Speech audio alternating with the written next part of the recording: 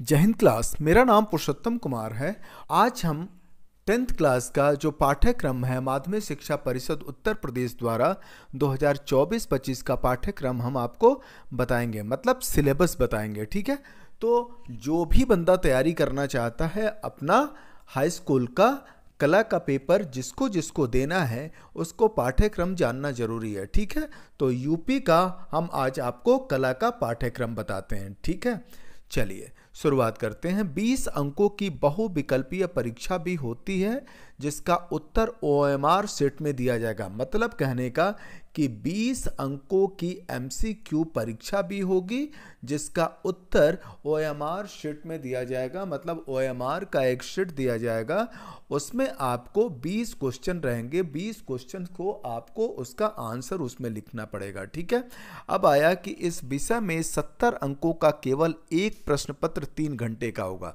आप लोग जानते हैं कि पेपर पूरा 100 नंबर का होता है। ठीक है, 100 नंबर में 30 नंबर, ठीक है, 30 नंबर आपको आपके आर्ट के टीचर देंगे। आपका कॉपी किताब देखने के बाद जो भी उनका प्रोजेक्ट होगा वो बना के आप लोग देंगे, तो 30 नंबर आपका वहीं देंगे। ठीक है, तो पूरा पेपर आपको सॉल्व करना पड़ेगा ओनली 70 नंबर का। कितने नंबर का?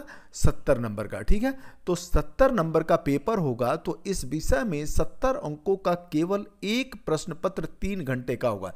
3 घंटे का पेपर होगा और 70 नंबर का होगा। ठीक है, प्रश्न पत्र 2 खंडों में विभक्त होगा, प्रश्न पत्र 3 खंडों में विभक्त होगा। ठीक है, जो प्रश्न पत्र रहेगा वो 3 खंडों में विभक्त होगा, जिसमें खंड क अनिवार्य है शेष खंडों में से एक करना है। ठीक है, क्लियर है? चलो अब आगे देखते हैं खंड क। ठीक है, जो अनिवार्य है इसमें क्या होगा कि 30 नंबर का पेपर होगा।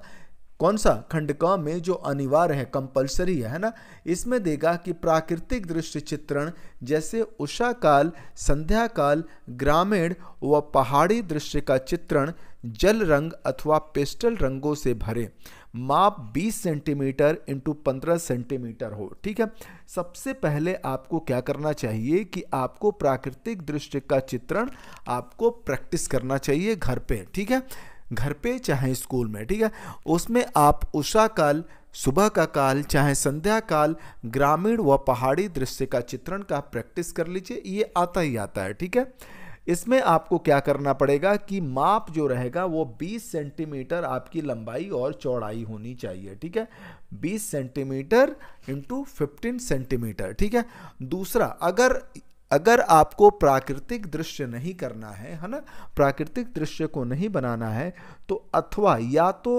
प्राकृतिक दृश्य करेंगे या एक आलेखन आप बनाएंगे कि चतुर्भुज अथवा वृत्त में केवल पूर्ण इकाई द्वारा मौलिक आलेखन बनाइए, उसमें कम से कम 3 रंगों का प्रयोग कीजिए, माप 15 सेंटीमीटर से कम न हो, है ना।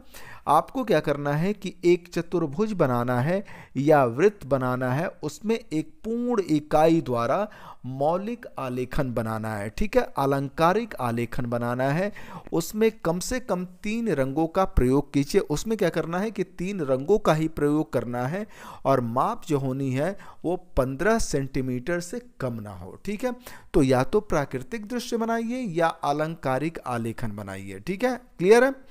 अथवा जो प्राविधिक कला वाले बच्चे हैं उनके लिए है कि अंतर स्पर्शी तथा बाह्य स्पर्शी अंतर्गत एवं परिगत आकृतियां, रेखाओं तथा वृत्तों को स्पर्श करती हुई वृत्त स्पर्श रेखाएं आपको बनानी है।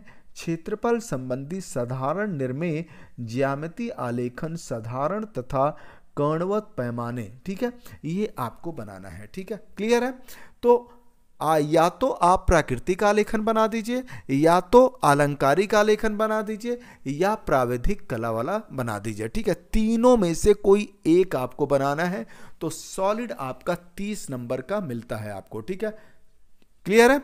तो खंड क आपका क्लियर हो गया। ठीक है, अब आते हैं खंड ख पे। तो खंड ख में स्मृति चित्रण है, ठीक है। स्मृति चित्रण आपको 20 नंबर का होगा, ठीक है। क्या कितने नंबर का होगा?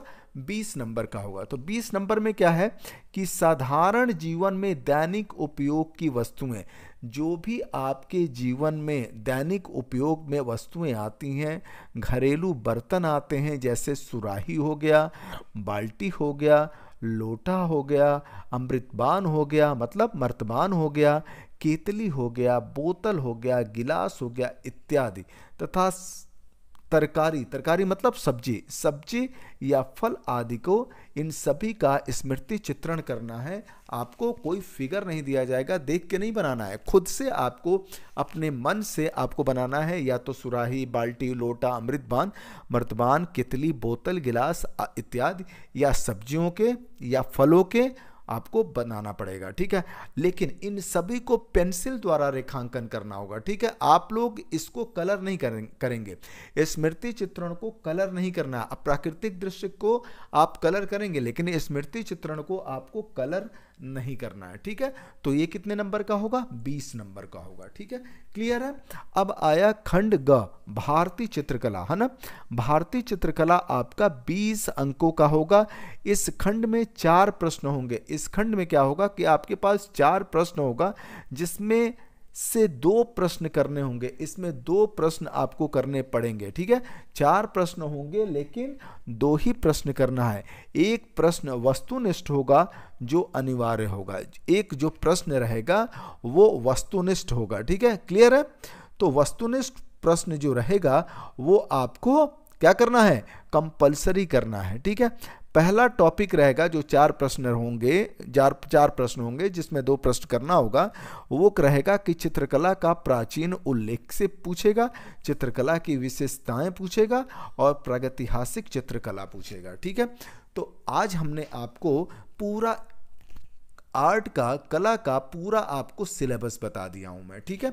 अब धीरे धीरे करके आपको सारा क्लियर मैं यहीं पे कराऊंगा, इसी चैनल पे कराऊंगा, ठीक है। आर्ट सृजन क्लासेस पे आप लोग इसको कंपलसरी देखना है, और देखते देखते आप सब चीज़ सीख जाएंगे, ठीक है। चाहे वो प्राकृतिक दृश्य चित्रण हो, चाहे स्मृति चित्रण हो, और चाहे भारतीय चित्रकला में चित्रकला का प्राचीन उल्लेख करना हो, चाहे चित्रकला की विशेषताएं बतानी हो, और चाहे प्रागैतिहासिक चित्रकला के बारे में जानना हो, ठीक है। सारा इसी चैनल पे आपको क्लियर करेंगे, ठीक है। चलो, उम्मीद कर रहा हूँ कि आपको अच्छा लग रहा होगा। अगर अच्छा लग रहा होगा तो इसको क्या करना है? इसको आपको रिवीजन करके देखना है और पढ़ना है, ठीक है। चलो फिर, थैंक यू सो मच। जय हिंद।